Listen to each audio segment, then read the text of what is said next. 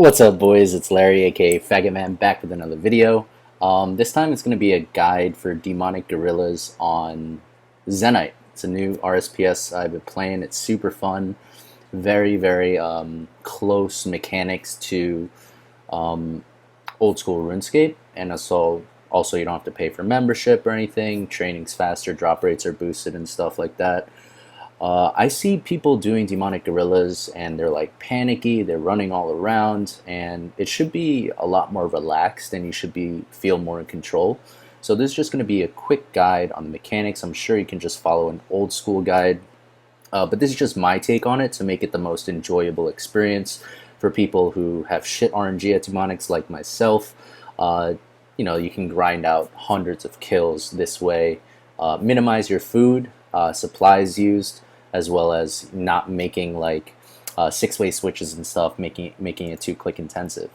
So I find it most enjoyable to do in like kind of like a Brid gear setup, so range and melee Brid setup. As minimum switches as you can make as many switches as you want, but I don't use Fire Cape because I don't want to pick up my darts after the kill. It's just more convenient, save on some supplies.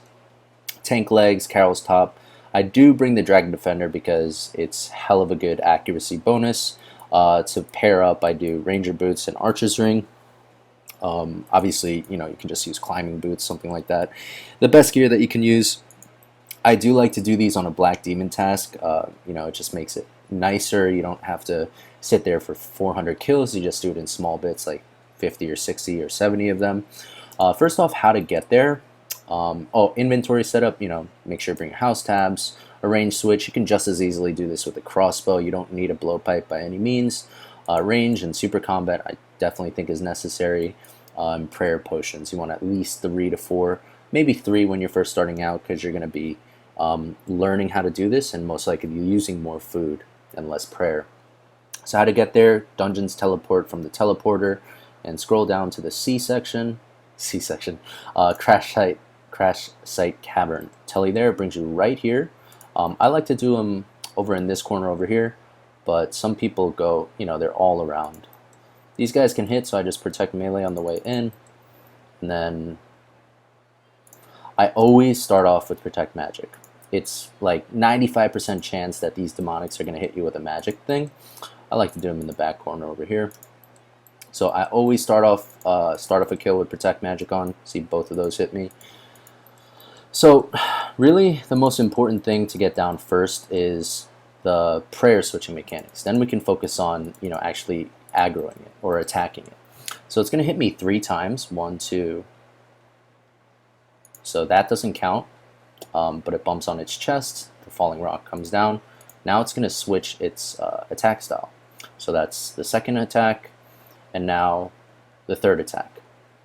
So let's switch our prayer, and we predicted it. Okay, so basically it's going to hit you hardest with magic and melee. So anytime, so right now it just switched the third attack, so it switches to something else. You have a 50% chance of it there being range or melee. I always choose melee, and then after the third attack here, I'll always choose mage. Even though it's range, it usually rarely hits you. So you just tank the first hit and then switch a prayer afterwards. So that's the third hit. I'll probably choose magic, and I was correct. 50 chance of going to melee or magic, so I was correct there. So let's try melee here. It might range me. Nope, but we got it. 1, 2, and 3. So I'm going to switch to magic. It might range me here. Yep. So I tank 1 hit and then put the prayer up. That bumping on the chest, it throws a falling rock. You can get a couple hits in there. You just have to move 1 square away. So that was the third hit, and I chose magic again, predicted right. So look at this. I've been tanking for a solid minute and a half already. Haven't used any food. Got hit once because I was talking. Again, tank the range hit, switch my prayer, and that's it. 3 hits, switch to mage or melee, tank the range, and then switch to range again. So there, I wasn't really paying attention. So now we can start aggroing. Now the thing you need to know about the aggro is every 50 DPS you do, it's going to switch its prayers. So it gets a little confusing because you have to focus on 2 different things, but it's okay. That's why we wanted to use minimal switches, so that we could just focus on attacking it with the correct style rather than focused on getting the best DPS on that style. You know, if you're crazy, you want to do like 6-way switches and shit like that, by all means, but for me, this works the best. So we got, sometimes you lose count, so sometimes I'll just predict like around where I am. So we're just going to move 1 square away, and we're going to predict melee here, and we were correct again.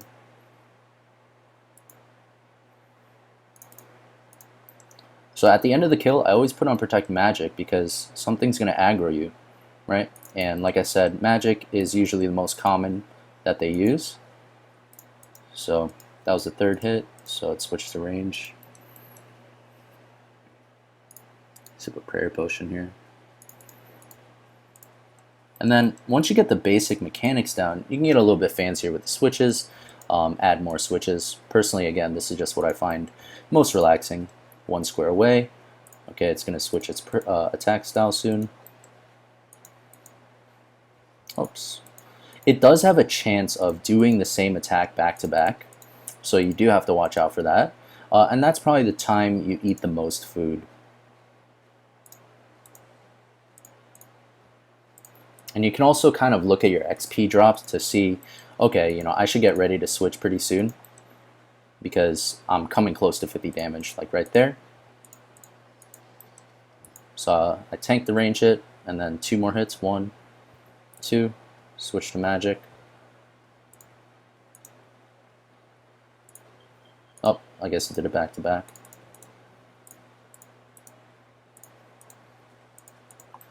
Okay, melee, 1, 2,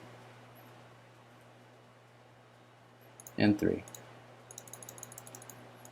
Let's do 1 more kill. Let me try and focus up as much as possible. Is it going to mage me? Yep, it usually always mages me. Then it can switch right away. So, melee.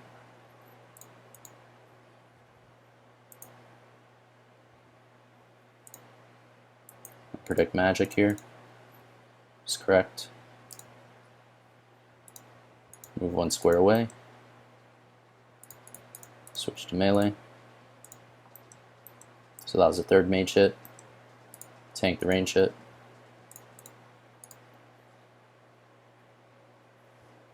One square away. I'm going to predict magic again. Was melee, so I tanked 1 hit. Magic I find is the most accurate. That's why I usually like to switch to magic when I don't know what it's going to attack with. Magic. So praying, switch to range. So there's another method where if you walk away from it, you know, you'll know it's going to hit you with the melee because it starts walking towards you. But I don't even bother with that. This is the simplest way, the dumbest down way you can possibly do demonic gorillas, just made easy. So I hope this video helps. Let's do 1 more kill here to end off the video. I predicted range there. Oops, lagging a bit. 1 square away as it bumps on its chest. Predict magic here. Goes melee. 2, 3. Oops, what am I doing? Bumps on his chest, make sure you watch out for that. So we got 1 more magic hit.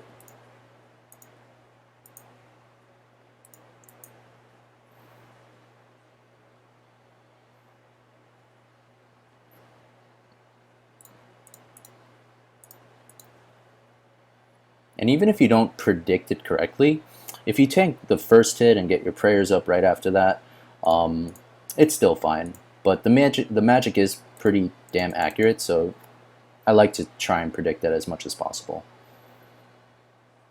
Alright, that was a little bit scuffed. Let's try 1 more. Always make sure to bring your teleport tabs just because it's so annoying to have to tele out here because they always aggro you. I mean, if you forget it, you can just run down to the entrance rope and you should be good. So attacking magic. 1-shot videos, no edits. Let's go. That's the way I like it.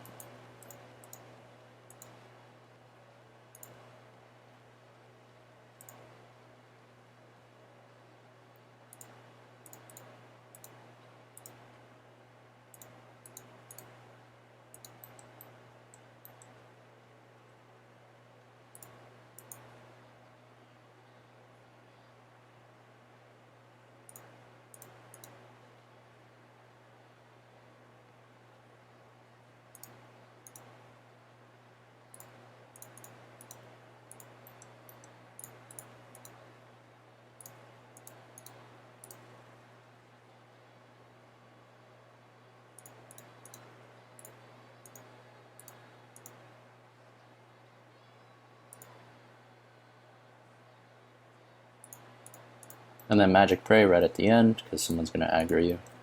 Anyways, hope this video helps you guys. I noticed people are killing the tortured gorillas. Demonic gorillas are not that hard. Once you get it down, just do a little practice, and it has like 3 times better drop rate than the counterparts that have no protection prayer. So hope this video helps, and good luck. Peace.